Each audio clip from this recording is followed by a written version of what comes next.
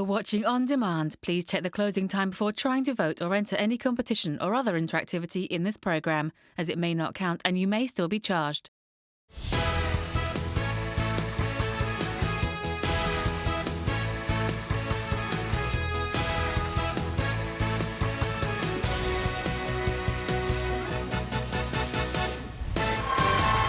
Today on Your Loose Women Live, it's Kay Adams, Jane Moore, Linda Robson, and Nadia Sawalha.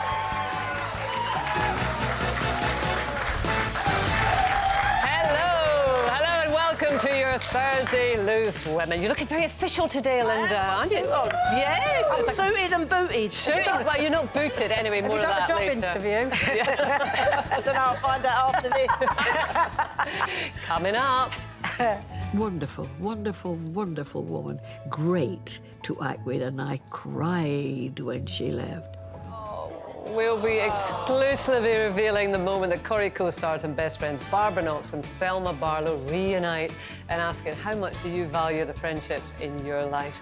Also, when it comes to arguing with your other half, is it ever okay to let loose in public? We've got a tale or two about that.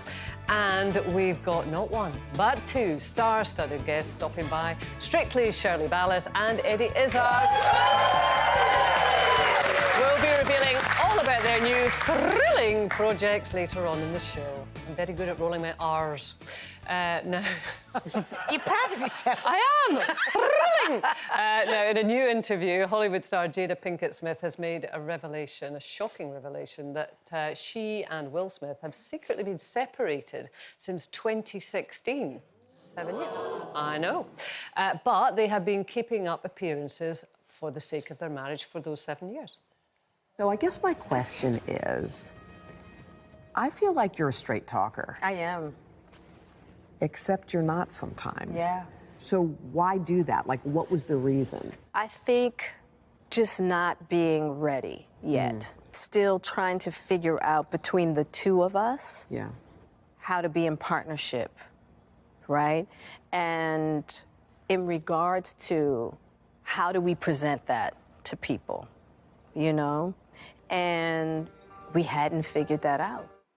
7 years, Jane. Took them a long time. Yeah, that was so American. The 7-year whole new meaning. Yeah, I mean, it's interesting, isn't it? Because it's a showbiz marriage. It's very different, I think, to kind of like the reality of real life. Because, you know, there is a bit of there has been a brand. It was very much, they always presented themselves as this, you know, incredibly happily married, successful couple with two, you know, gorgeous children, blah, blah, blah. And so I guess that's a very big thing to put it out there that all is not maybe as it is presented. But I mean, they went through that Oscars thing, didn't they? And, you know, don't you talk about my wife like that, and she's like that. Yeah, but when you read about the detail, you realise that in the beginning they were very much the golden couple, and she had her career and then she got to that point where she just felt that she'd become a bit lost. She'd become Mrs. Will Smith. She was out in Calabasas bringing up the kids. His career was going like this. So I kind of understand it, and I suppose you've got to process it yourself. And she's saying that they've been living separately, but they are still... She said, we're doing very hard work, which I'm assuming is therapy. I think it's the thing that I find... I don't know, it's strange. I mean, you know, it's up to them what they want to do. It's none of our business, is it? But the kind of active pretense that is the bit that I find kind of odd for 7 years. I mean, can you see how people... I won't be able to keep up the pretense, no. No. If something's not right in a relationship, then I'd find it very hard to disguise it. And things haven't been right in my relationship for quite a long time, so I've been very honest about it. Yeah. But my mum is completely different. Like, she's Catholic Irish. She married my dad when she was quite young, and my dad was just a bit of a rascal, really. He was always playing around, always, like, going missing and everything, and she'd be out trying to find him and that. But she loved my dad, you know, like, and then on a Sunday we'd go round to my nan. She was Catholic Irish, so she got married, and she got married for life, and obviously it wasn't for life. And we found out he was leading a double life. He was seeing someone else. She thought he was a night watchman, but then this woman turned up after 2 years and said he's been living with me for the last 2 years. Oh my God! So, I've got people whose cats do that, but I didn't know their husbands did.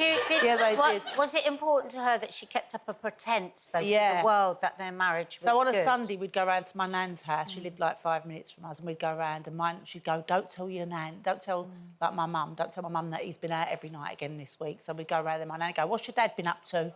Has he been out every night?" And we'd go, "No, he was at home," and that, you know, like, so she was... must be quite to her, stressful it was for you. really Heartbreaking. important, because I There's think she different felt like times. some of it was... She was to blame for the relationship not working, really, when she didn't do anything wrong, my mum, you know, she was amazing. It was different times, wasn't it? It 'Cause I think was, back yeah. in those days, you felt sort of shame if you weren't, if your marriage, Yeah, you know, and failed particularly or the woman. whatever. You didn't want to be a Yeah. single woman if you had kids. That was difficult, and so there's that keeping up pretenses. I remember years ago I was doing a topic about Jada and Will, and they had said that their marriage transcended ordinary marriage. And I remember sort of talking about that, and I think you can just so set yourself up for failure.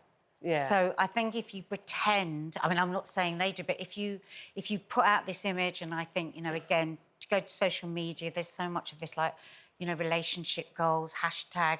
Well, you do a perfect lot on marriage. social media, to be fair, about your relationship. And Yeah, but- I see lots of people saying, "Oh, couple goals, couple goals." No, but I always, whenever I see that, I always correct that. I always answer people and say, "Well, we're not." It's like, yeah, I love our relationship, but we're really open. We do a podcast where we talk about our marriage.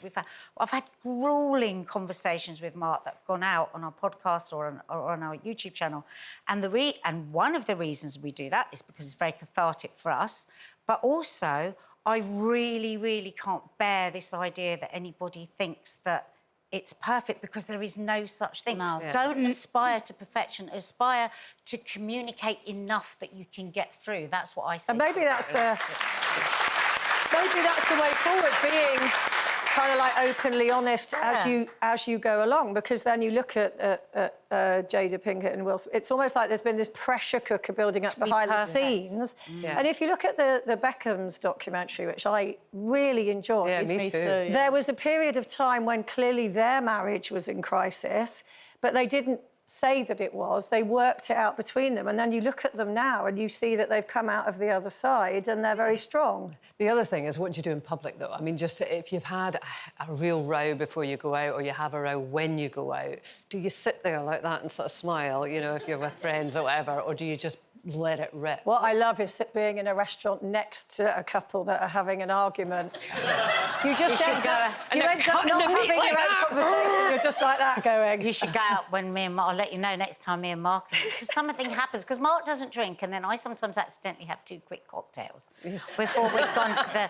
And one particular night, we were in that really nice Heston Blumenthal. Yeah, dinner. Yeah, and we were That's in a like a terrible... science lesson, isn't it? Yeah, but we were on a terrible table where we were right by the loo or the kitchen door or something. So the door was flapping like this, but I was looking at Mark, so I was looking at the wall, but he was looking out at everybody. And so I was drunk, a bit drunk. I was menopausal without any medication, and I was just mad. And so I was just berating him, and he was like... I mean, when we say berating him, how People bad can did see- it get? People can see you. People are listening. Nobody's listening and nobody's interested. And just because you don't want me to say this, and why is it that it's never the right time to say anything to you? And he's like, no, it's not the right time. Because honestly, if you say to him Heston Blumenthal, he will start shaking at the memory I can of it. confidently predict in that restaurant, because it's where people go for, like, big anniversaries, and it's very that was sort of it. like It formal. was an anniversary. They would all have been listening. Oh, God, they would. Nadia never think Sawalha, I've Matt Mullard, I once had menopause. I once had a row with a partner, and he wouldn't row with me, you know, when it's really, really annoying. So he walked out, so I followed him, went marching up to this restaurant he was in, and he was sitting there in a nice white T-shirt, having a glass of water, and I picked up the glass of water and threw it straight over him, and everyone in the restaurant was like... I'd have been cheering. Still to come, we've got 2 great guests, Shirley Ballas and Eddie Izzard. And I'll after the break, we have got a Coronation Street exclusive. Don't miss the moment where Rita and Mavis, that's of course Barbara Knox and Thelma Bar. Oh, that's so nice when they reunite. We'll see you soon.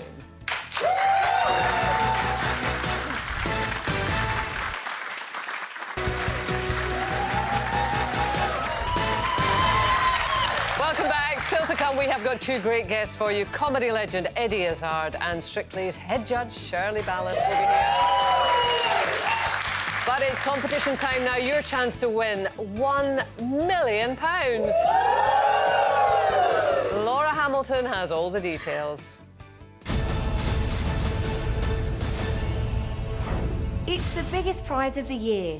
£1 million could be yours. If you choose to spend your winnings on a property, what could you get? Well, I've been finding out. From cute country cottages to modern mansions, that budget could get you your dream home. This 5-bedroom contemporary home was remodelled by its current owners, and just wait until you see this. Overlooking the town of Minehead, Appletree's house has panoramic views of the Somerset coastline and the Exmoor countryside. Just imagine waking up to these views. This fantastic view. Nothing will ever get built in front. It literally will stay as it is. Priceless. Priceless. Now, before you start planning your £1 million lifestyle, make sure you pick up the phone and enter. For another chance to win £1 million, text cash to 82248. Text costs £2 plus one standard network rate message. Go to the website, entries cost £2. Call 09068 782248. Calls cost £2 plus your network access charge. Or post your name and phone number to CD38 PO Box 7558 Derby, DE10NQ. Entrance must be 18 or over. Lines close at 4 p.m. on Friday, 20th of October. Good luck. Now, tomorrow night, Coronation Street legend Barbara Knox is celebrating her recent 90th birthday. Can you believe it? It's a very special programme hosted by Bradley Walsh, and boy, does he have some surprises in store. From reliving childhood memories at the Blackpool Tower Ballroom to an emotional reunion with her lifelong friend and Corrie co-star Thelma Barlow. Goodbye, Rita.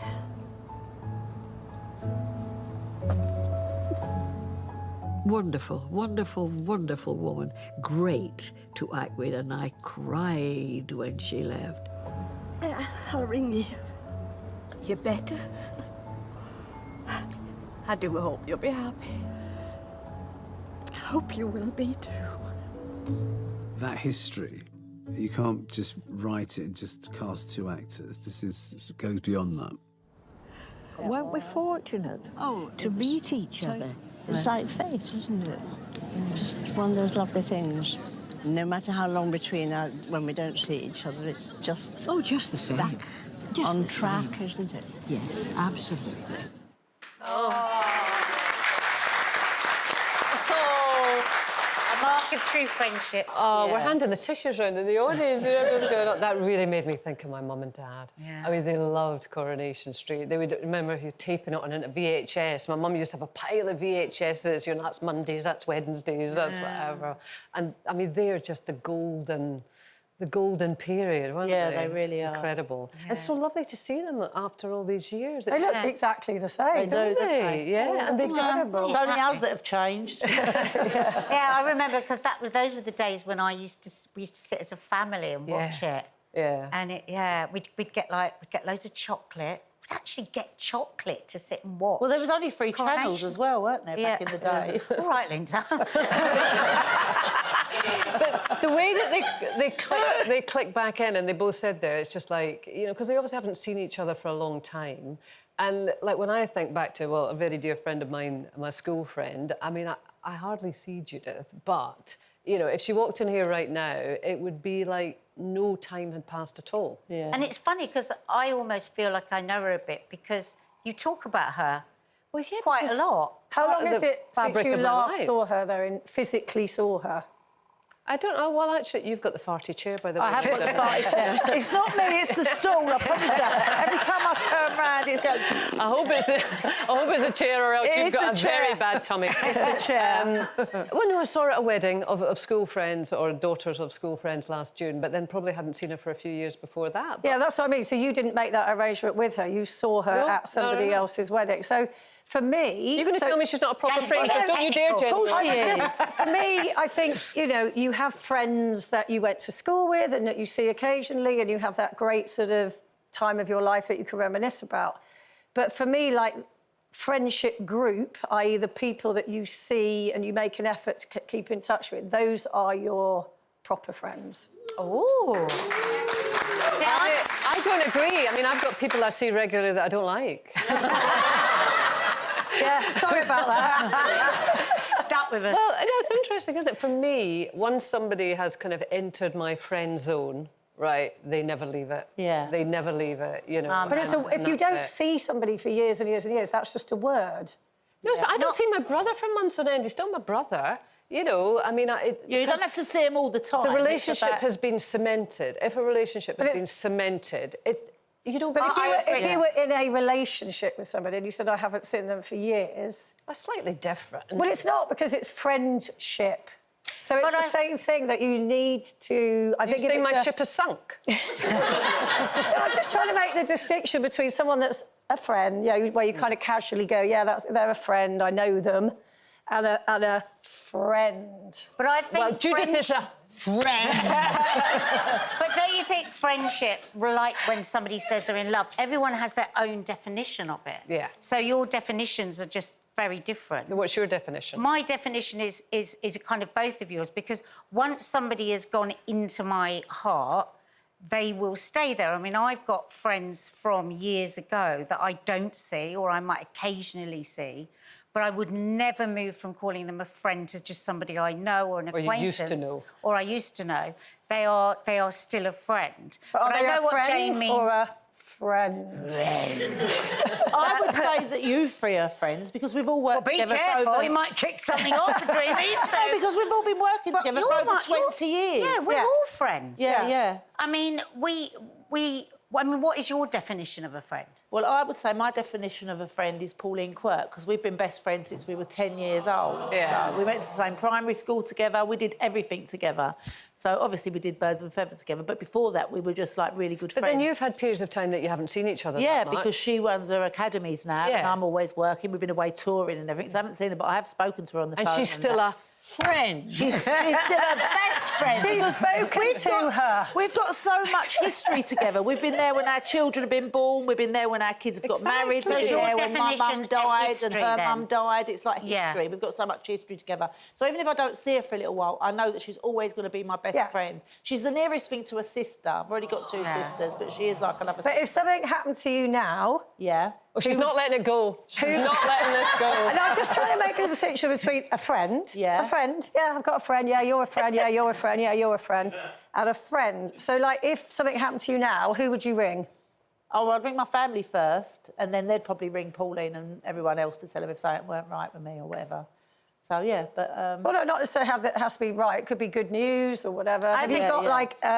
I would say, like, Kiffy, maybe. You see her. Yeah, I you see see Kiffy a her, lot. don't you? Yeah. Well, you see, I She's just a think really good friendship friend. is about love and about trust. And I could love and trust somebody and not see them often. Yeah, I think and where that's I where could I just got it, be myself and not feel judged, that's what it... Though I have to say, if I was in trouble, I probably would call Jane, because she'd have walkie-talkies, helicopters... Yes. Oh, definitely. Jane's the one you call when you need the SWAT team. Still to come, we're talking weird and wonderful food combinations. And after the break, taking on the role of Jekyll and Hyde in our brand new film, Eddie Izzard will be right here. And later on, revealing some rather saucy secrets from the ballroom dancing world. We'll be asking how much of Strictly Shirley Ballas's new crime thriller is actually fiction. You don't want to miss it.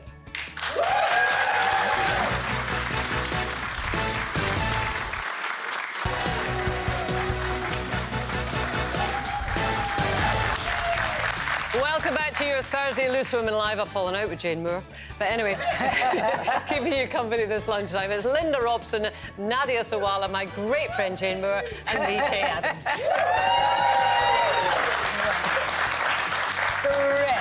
Still to come, it is... What, you're having me over there? Indoor noodles? You're having mayo in your noodles? I love Hellman's mayonnaise. Is it curdling? Ooh. That looks like Ugh. It's the food combination that's left people befuddled. Mayonnaise in a pot noodle. I think the pot noodle itself is rank. Yeah, me too. We're revealing our own unique food combinations a little bit later on, and Shirley Ballas is here with all the gossip ahead of this weekend, Strictly, and revealing how Angela Rippon has inspired her. Oh, wow. Now, from running 32 marathons in 31 days to her successful career as a stand-up, comic, actor and potentially politician, there is not much that our first guest today can't do. Now, though, Eddie Izzard has taken on not one, but two roles, technically, in a remake of the classic story of Jekyll and Hyde. Nina Jekyll is excellence incarnate. She demands the same from others. What we're looking for is someone who could help about the house. You like my chessboard? Do you play? Oh, sorry, that's not me. There are cameras in almost every room. Nina has been resistant to coexisting with staff until you.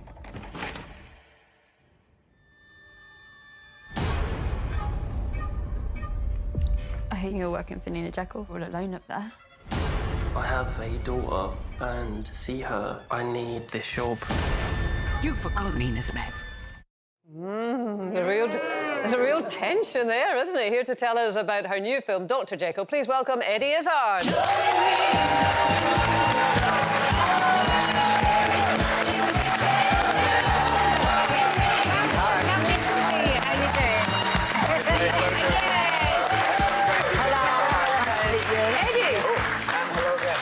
Turned up in a kilt just for me. Well, it's an M&S kilt from about 2 years ago. But it's interesting in if you're English and you go to Scotland, because the Scots are brilliant at finance. Yeah, we are. She's not. Tight as anything is what you mean to say. She's owed me 35 quid for about 2 years.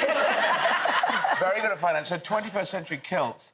I bought a kilt off them and they said, you can... I said, well, what tartan? Because I'm English. They said, well, you can make up your tartan. So I did a really good street show in Buchanan Street in Glasgow back when I was a street performer. So I said, Buchanan tartan? And they said, yeah, OK. So they gave me a flash of Buchanan tartan on my other kilt, this was one from M&S, and that one was... that's a red kilt with a flash of... I was going to say, does Bexhill-on-Sea have a tartan? No, it's families. It's families, isn't it? Yes. It's families, because it's Scots, the Scots people, as opposed to the Scots lands. In those days, it was King of the Scots, as opposed to the Scottish lands. So, yeah, I've got my own tartan. I just made it up. But you can, but I think, I think that's a clever idea. We'll sell you anything. This is... We don't care. This is why you should watch Dr. Jekyll. Oh, beautifully done. Beautifully done. Nonplussed at that. But yes, so yes, Dr. Jekyll. Well, so this is a reimagining of Dr. Jekyll. If you think about it, nearly all versions of Dr. Jekyll are reimagining. It wasn't a novel, it was a novella. It's really quite slim. Yeah. When Robert Louis Stevenson wrote it. And he wrote Kidnapped, he wrote Treasure Island, so he's a brilliant writer. So it leaves a lot to your imagination. So I don't think he planned this, but it means that everyone takes it in a different way. Right. And we had open gender casting, so it was offered to a man, to a woman, and then they said, well, we could do a trans version. They offered it to me as a trans woman. I said, yeah, I'll go for it. And it doesn't... The fact that it's... it's just a good story. It's just exactly that. It's about dark power, and that has actually nothing to do... You could feel the tension in that trailer. Well, yes, it's Nina Jekyll and Rachel Hyde, and this character of Rachel Hyde is taking over Nina Jekyll, or cohabits with Nina Jekyll. And you can't tell from scene to scene.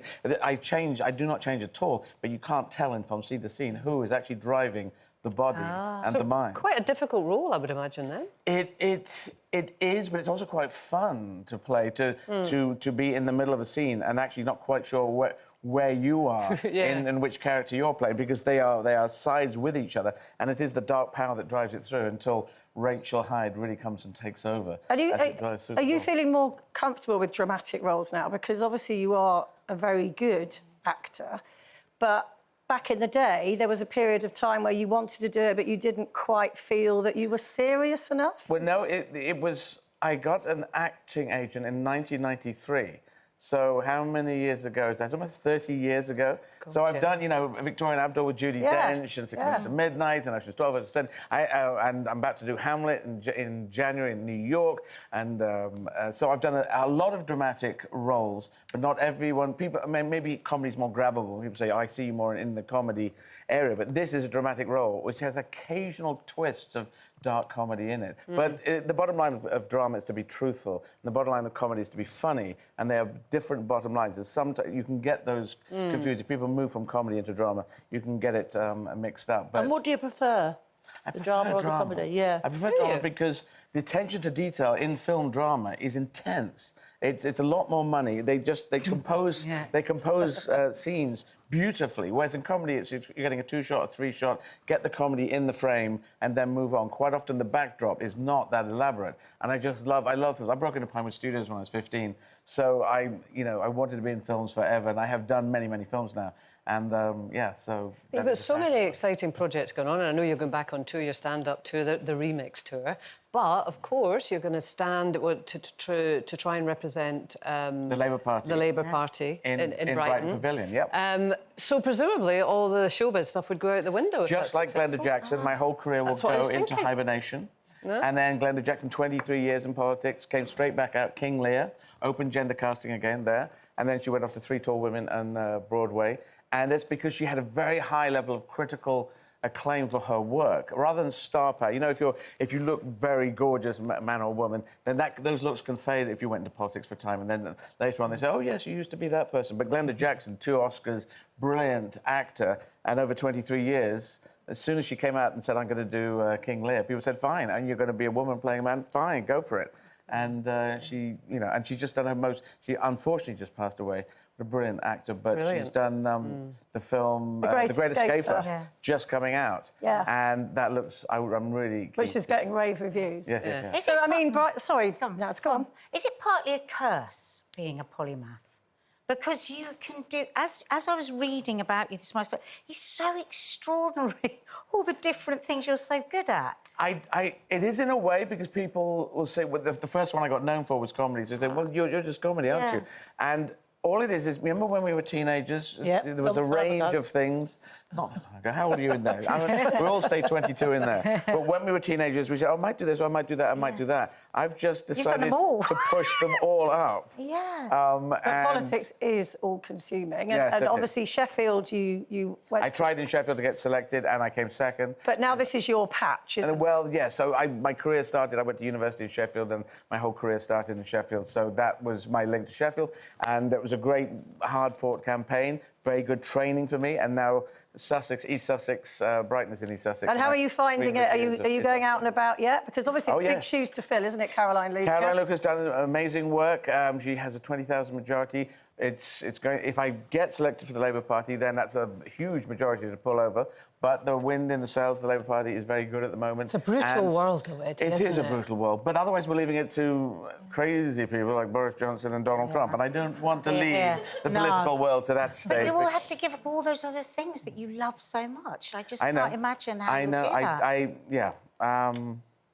You get offered the dramatic role of your absolute dreams. I do realise this could happen. You know, I am... It's true altruism, huh? Well, I just think... I'm trying to make connections rather than break connections. I want everyone in the world to have a fair chance in life. That's what I believe. That's my worldview. Everyone in the world should have a fair chance in life. Not a free life, but a fair chance in life. I think it's something most people can get behind. I can communicate. I did come out as trans 38 years ago. How many languages can you communicate? I perform in 4 languages, including English. So 3 other languages. I was a kid born in Yemen that's just coming out of a civil war. Hopefully that's going to calm down. You know what's going on now in politics at the moment in Israel and Gaza Strip, so all that hell, and that's going to keep happening. If you look back through the repeats of humanity, things keep going into this extreme version. But most of us in the world are live and let live. 99% of the world are live and let live. Treat other people as you like to be treated yourself. True. And we've got to get to that place in the 21st century, the coming of age of humanity. And this century, we have to fight for farewell for everyone. Otherwise, I don't know if we're going to make it as a species. So those are the stakes, kids. Absolutely, absolutely. Wow. Well, People better make sure that they see you very soon, Eddie, because and I think you're opening your stand-up tour in Glasgow, so I'll teach you a wee bit of Scottish and very hold good. on to the old kilt there. Eddie Izzard, everyone. Still to come, after Big Brother's Jordan made headlines for putting mayonnaise in his pot noodle, we'll be trying Nadia's own Big Brother-inspired concoction. It's called the Cafe Colata. Sounds good. Take a guess at what it is, and there's murder on the dance floor, literally.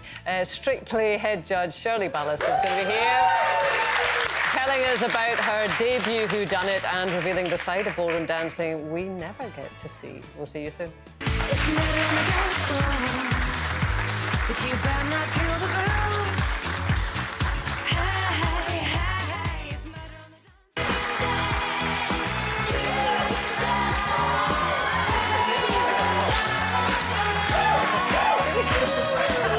Hello again, still to come, the dancing queen herself. Shirley Ballas is here to talk, although that dress is gorgeous, isn't it? To talk all things Strictly and her brand new crime thriller. Now, Big Brother's Jordan caused quite the stir this week when he tucked into a really odd combination of foods. What, you having mayo over there? In your noodles? You're having mayo in your noodles? I love Hellman's mayonnaise. Is it curdling? Ham. Ooh. Oh my God! Oh my God. Please show me, please. It is curdling.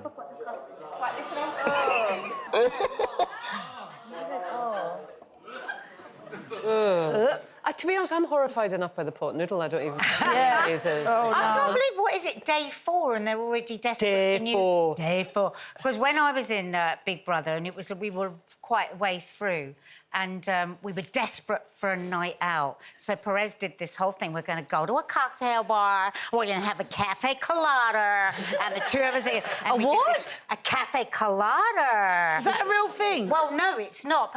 It wasn't then. But so basically, he came up with this drink of coffee with Coca-Cola and ice. And all the other housemates were so annoyed because he'd used the coffee and the Coke and the ice. But, oh, my God, we loved it. So is this it? And it gives you a crazy buzz. Is it a I bet crazy it does. buzz? Double caffeine, I isn't mean, it? I guess it is like an energy drink, isn't it? I don't think I will try It's it. obviously a different world when we were in it. No, but it's wrong. I wanted to make it for myself, but they wouldn't let me. That's all right. You have, like, this much coffee... Yeah. And then you top it up with the Coke, so it's very sweet and fuzzy and cold. It was delicious. This is Disgusting. It tastes like a mistake. When you said doesn't it? colada, I thought you said colada, as in like pina colada, with Well, like probably. alcohol. We're all very disappointed, aren't Yeah. we? Yeah. So yeah, we am I. are. Just happy. But, I mean, these weird food combinations... But the thing is, the things that you take perfectly naturally... I mean, in the days where I was veggie... I was going to say wedgie. I loved an oxtail cup of soup. Do you remember oxtail? Oh, yeah. Oxtail cup And of you soup. get little bits of oxtail, Yeah. it was gristly. Yeah. in the And I tin. liked dipping my Kit Kat in it. Oh. What, in oxtail soup? Yeah, loved Well, it. you and I in food, we must never discuss anything. no. You're disgraceful. Well, you've got some weird ones as well. Salad cream in a bowl of peas. I love salad cream, but salad cream could only be used in very specific places. I love salad Don't cream. put salad cream where there's supposed to be mayonnaise. I fear sometimes that salad cream will be taken off the shelves. Can more people eat it, please? I like salad cream on salad.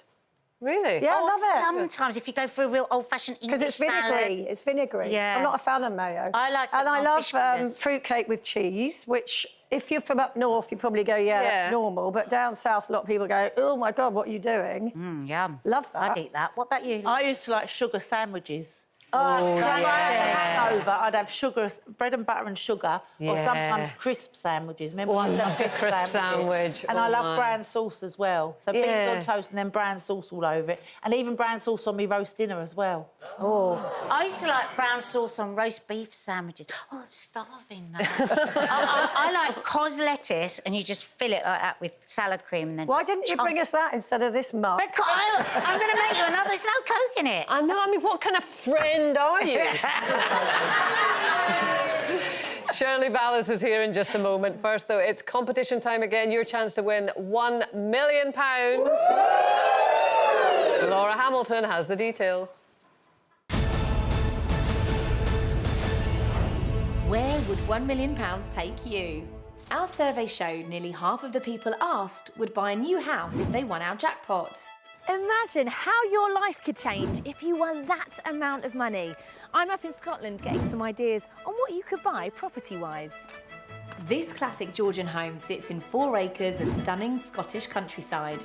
This property is also on the market for just under £1 million, which means there could be some money left over to keep some horses in the paddocks. And it even comes with an outside sauna and wine cellar. Just think of the lifestyle you could be living if you won our jackpot prize of £1 million. For another chance to win £1 million, text cash to 82248. Text costs £2 plus 1 standard network rate message. Go to the website, entries cost £2. Call 09068 782248. Calls cost £2 plus your network access charge. Or post your name and phone number to CD38 PO Box 7558 Derby, DE10NQ. Entrance must be 18 or over. Lines close at 4 p.m. on Friday, 20th of October. Good luck. Now, you'll know our next guest is the head judge on Strictly Come Dancing, but she has now swapped the rumba for writing. See what I did there? And released her first ever crime novel, aptly named Murder on the Dance Floor. Here to tell us more, it's Shirley Ballas.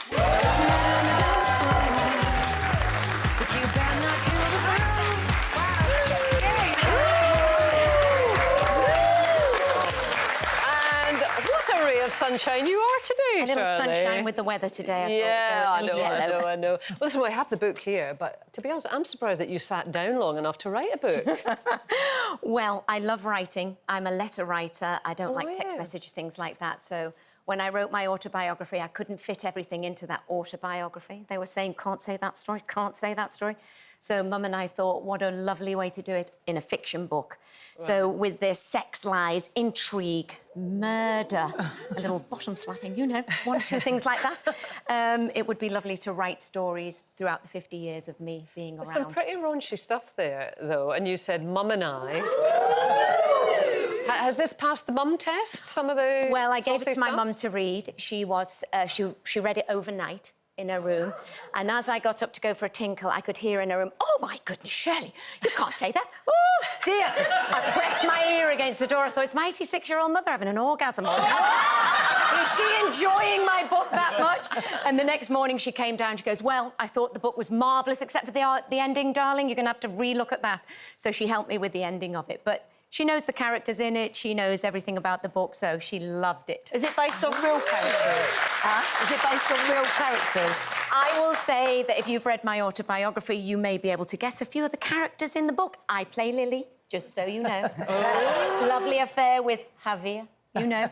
So, yes. And it is a very cutthroat world, isn't it, the world of dancing? I mean, I know we all sort of see it as all sequins and loveliness, but behind the scenes, there is a bit of... Well, a little bit. You see the glitz, the glamour, the baubles, the bangles and the beads, but it's like any other sport. They will do whatever they need to do to get where they need to go, and it can become quite sinister. So I wanted to make a book with some fiction in and with some experiences in. You have to guess, did Shirley witness it? Did she take part in it? Ooh, did she do it? Well, the thing or is it fiction? I mean, I would imagine, like, if you're a dancer and you've always got, like, you know, just not much on. You know, like, when you're on holiday, you always feel more horny. Because... well, you do, because you've got the sun, your body's out, and you think about sex more than you would if you weren't on What do you think about? So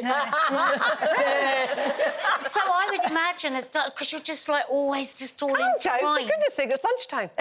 Well, no, because you're entwined a lot, I would imagine there's a lot after it. Are you entwined with yourself or with a partner? Are you all right, darling? So, you know, when people dance on Strictly, they're always sort of like using their arms and waving them about. So also in the book, I wanted to get in touch with the sensing and sensual zones of the female body. Oh! So I talk a little... Would you like me to show you that? Yes! Yeah, oh, let me just show us your favourite. Let me just show you. So we don't want to be wafting about like this, do we? Oh, my Lord! Pay attention!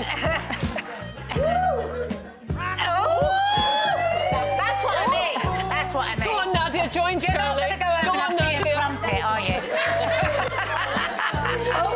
Lost your mic. Have I lost my mic? She's lost her mic. She's lost my mic. Yay!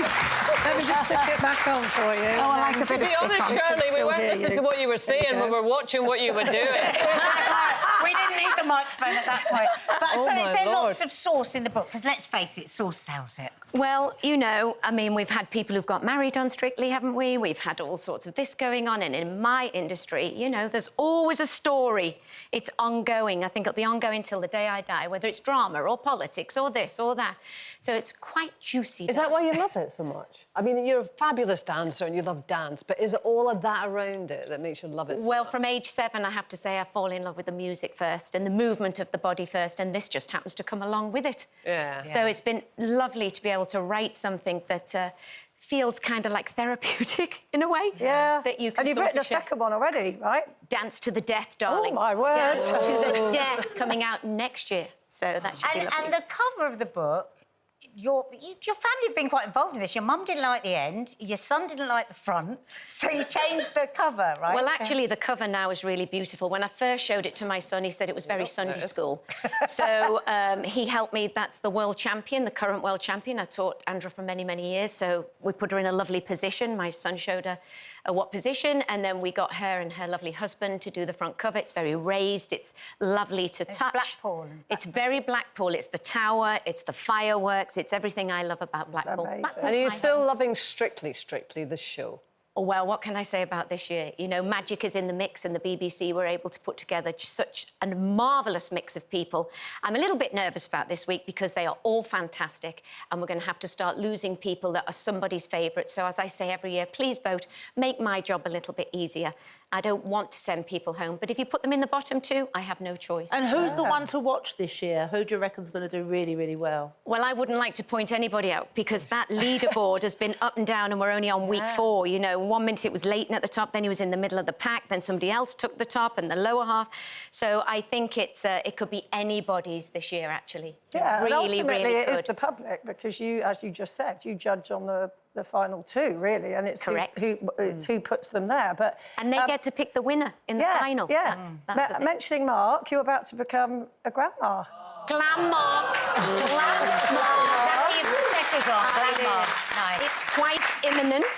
So I'm very, very excited. I've just bought the teddy bear yesterday. So, yes, I'm very, very excited about Mark and his baby and his wife. I'm waiting for my invitation, but I thought I'd better be patient. Oh, there he is. But So he's it's going to gonna be be- on the other oh. side of the world, so that's going to be tricky. He's in Los Angeles, but you can always fly. When he was on Broadway, I flew on a Sunday. I was back by a Friday. I never missed. I went every week for the whole, 13 weeks I was on, I know you don't want to mention any differences with all the Strictly contestants this year, but Angela Rippon has been quite incredible, hasn't she? You know, in terms of that leg raise at the beginning, my goodness, everyone was like, wow. Well, with Angela Rippon, she's iconic, and I think she shows everybody there is no age to dance, and that you can go on, have a marvellous time. She's got a marvellous partner. I danced with Kai on tour. He's the perfect gentleman. I know she is having... Angela Rippon is having the time of her Can you life. get your leg up that high, Shirley? I can't. I can do the splits, but I can't do it vertically, so, you know. I did see her pretty legs, though, and thought, I'd like to wear some Yeah, it's shorter difficult clothes. vertically, Shorter isn't clothes it? on Strictly I'll be wearing this year. Oh, really? She's inspired me. Right, OK, it's going to be mini skirts then this Saturday night. Shirley, thank you so much. It's been lovely to have you here. Thank you. Murder on the Dance Floor is the name of the book. Shirley Ballas, everyone. Great, thank you. Thank you. That is it for today. I am back tomorrow alongside Judy, Nadia and guest panellist Mylene Class. Really looking forward to having Mylene here with us. Have a fabulous afternoon.